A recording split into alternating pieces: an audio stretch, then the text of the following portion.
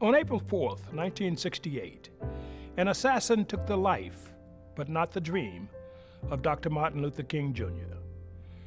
Reverend King was the most prominent civil rights leader of the 20th century, fighting hard for African American equality. King had traveled to Memphis, Tennessee on prior occasions to support the 1,300 striking black sanitation workers. Their walkout began on February 12, 1968, to protest low pay and poor treatment. City leaders largely ignored the strike and refused to negotiate. So the workers sought help from civil rights leaders, including Dr. King. On March 18th, King called for a protest march to take place 10 days later. Against his wishes, that march turned violent. Dr. King was disappointed and determined to hold a peaceful march, which was scheduled for April 8th.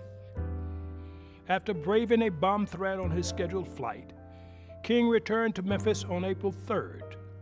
That night, at Mason Temple, he delivered his famous mountaintop speech, reflecting on his own mortality.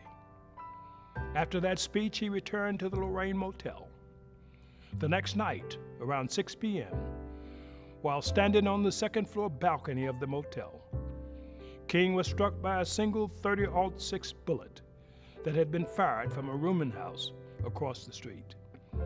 He was pronounced dead an hour later, leaving our nation in shock and sparking riots across the country.